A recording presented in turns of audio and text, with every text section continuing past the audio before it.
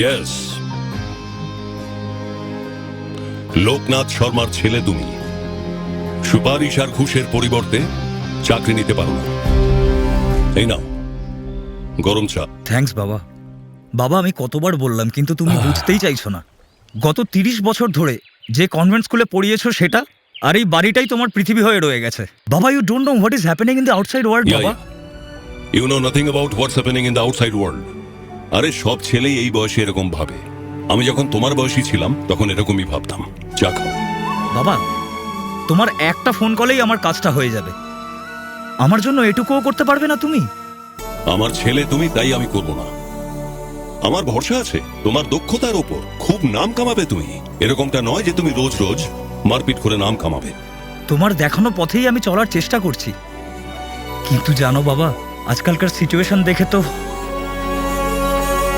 I am tired বাবা।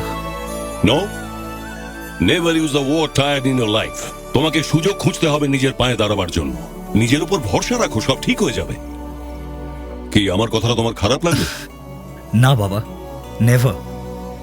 But you know what বাবা, I notice sometimes আমি যখনই কোনো ভালো কাজ করি তখন তুমি বাহবা দিতেও কৃপণতা করো, আর যখন আমি কোনো ভুল করি তখন নিন্দা করতেও ছাড়ো না। হ্যাঁ বাবা, এই কথাটা তো ঠিক যে যখনই তুমি কোনো ভালো কাজ করেছো আমি তোমার প্রশংসা করিনি। আর তার কারণ হলো যে আমি বিশ্বাস করি যে তুমি তার থেকে অনেক ভালো কাজ করতে পারবে। আর তার সাথে সাথে আমার এটাও ভয় হয় যে আমার নজর যেন তোমার উপর না লাগে। দেখো বাবা, এতদিন পর্যন্ত লোকে তোমাকে লোকনাথ শর্মার ছেলে হিসেবেই জানে। আমি তো সেদিনের অপেক্ষায় আছি। লোক আমাকে দেখে বলবে যে এই হলো সূর্যার বাবা। হ্যাঁ, এই টায়ার্ড শব্দটা, এই ক্লান্তি শব্দটা কাপুরুষদের ক্ষেত্রে প্রযোজ্য। তোমার মুখে এসব শব্দ মানায় না। এখন তোমাকে চুজ করতে হবে, বীরের জীবন নাকি ভীতুর মতো মৃত্যু। নির্ণয় তোমার। ইউ আর রাইট বাবা, I am so sorry. I will never hurt you again. না না না, আই এম জাস্ট সেইং। এসে গেছে, এসে গেছে। যেতে হবে তোমাকে। হ্যাঁ বাবা, this is a new generation. You are a old man now. এসব তুমি বুঝবে না। আমি কি করে বুঝবো? আমি তো কালকেই জন্ম নিয়েছি না। যাও যাও। হ্যাঁ যাচ্ছি তো। আরে শোনো, এই টাকাটা রেখে দাও, তোমার পার্স তো খালি। বাবা তুমি আমার পার্স চেক করেছো? কিন্তু ওর মধ্যে যে ছবিটা ছিল সেটা আমি দেখিনি। আর ট্যাঙ্কে পেট্রোল ভরে নেবে, কারণ সেটাও খালি। বাবা বাবা আজকেও তুমি বাইকটা ধুয়েছো? আরে একটু একটু ড্রাইভিং তো করতে হয়, নাহলে তুমি তো আমাকে পুরো বলবে। ওহ বাবা, you are the best dad. I am so incomplete. তেল দিও না, যাও। গন্ডগোল থেকে দূরে থাকবে। ওকে বাবা। নো মারপিট। Bye bye. বাই।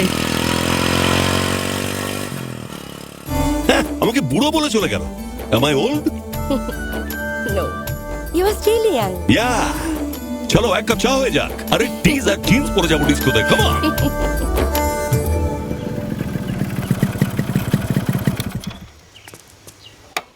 हाँ ले इसको रख दे। এটা আমার জন্য? তুই বলছিলিস না তোর মোবাইলে খুব দরকার আছে? আরে রাখলে না, এটা থেকে তোকে আমি ফোন করব। Thank you. আর হ্যাঁ, আমাকে কাজে নিয়ে যাবে বলেছি। আরে ও তো हम ले जाएंगे। একবার মন থেকে বলে দে যে তুই তৈরি। আমি তো কবে থেকে রেডি।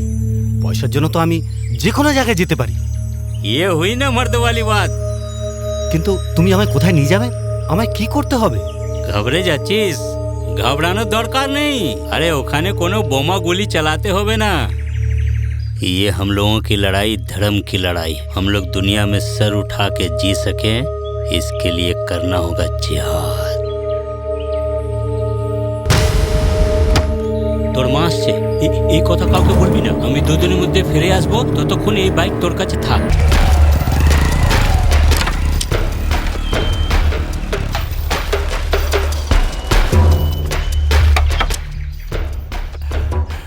এতক্ষণ তুই কোথায় ছিলিস? আর ওই লোকটা কে ছিল? আর এই মোটর সাইকেল আর ফোনটা কোত্থেকে এলো? একসাথে এত প্রশ্ন করো না, দম বন্ধ হয়ে যায়। দম তো আমার আটকে যায় যখন তোকে দেখি।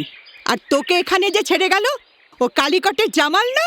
হ্যাঁ, তাতে কি ও হয়েছে? অত দূর থেকে উঠিতে তোর সাথে দেখা করতে এলো কেন বুঝলাম না। হয়তো এখানে কোনো দরকার ছিল। কালিকটের ফারুক আগে যত দাঙ্গা হয়েছে, যত আগুন লাগানো, যত বোমাবাজি হয়েছে খবরের কাগজে এসেছে, তুই দেখিসনি? তুই যাতে ওর পাল্লায় না পড়িস সেজন্য কালিকটে তোর মামার কাছ থেকে তোকে উটিতে নিয়ে চলে এসেছি। কিন্তু তুই এখানেও আমাকে জ্বালাতন করছিস। কতবার বলেছে এরম লোকের থেকে দূরে থাক। আমার কথাটা তুই পাত্তাই দিচ্ছিস না। তো ঠিক আছে, বেরোবো না, এই বস্তিতেই পড়ে পচে মরবো, আর মরার আগে সব খরচা তুমিই দেবে। এর জন্য তোকেই খাটতে হবে।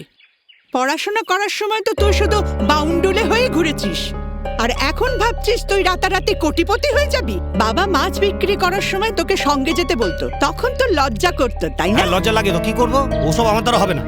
সাইকেলে করে আষ্টেগন্ধওয়ালা মাছ নিয়ে পই পই করে কে ঘুরে বেড়াবে? মাছ বিক্রি করতে না ইজ্জতে লাগে। যখন তুই ছোট ছিলিস আর তোর বাবা মাছ বিক্রি করে আসতো, তখন বাপের কোলে ওঠার জন্য লাফালাফি করতিস। আষ্টে গন্ধওয়ালা মাছ বিক্রি করাও ইজ্জতের কাজ। আজ পর্যন্ত কোনো পুলিশ তোর বাপকে খুঁজতে এবাড়ির চৌকাঠ মারায়নি।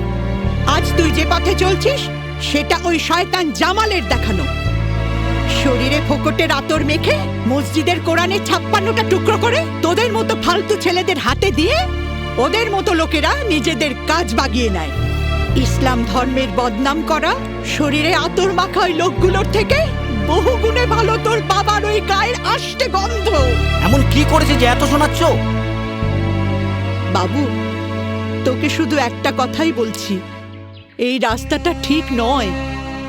কথাটা বোঝার চেষ্টা কর। হয়েছে, খ্যাচখ্যাচ করতে থাকো সবসময়। ভুলটা আমারই, আমি এখান থেকে বেরিয়ে যাচ্ছি। দুগাল ভাত অন্তত খেয়ে যা বাবা। থাকো তোমার বাড়ি। ওম পিতায় নমঃ, ওম ধন সম্পত্তায় নমঃ। আজ শহরের সব গাড়িগুলোর যেন দুর্ঘটনা হয়ে যায়, যাত্রীরা সুরক্ষিত থাকে, আর সব গাড়িগুলো যেন আমার এখানেই আসে। যাত্রীদের যদি কিছু হয়ে যায় আমার পয়সা কে দেবে? ওম নমঃ, ওম পিতায় নমঃ, ওম ধন সম্পত্তায় নমঃ। কেমন লাগছে? ওম হ্যাঁ? কেমন লাগছে? হ্যাঁ? কাছে আয়।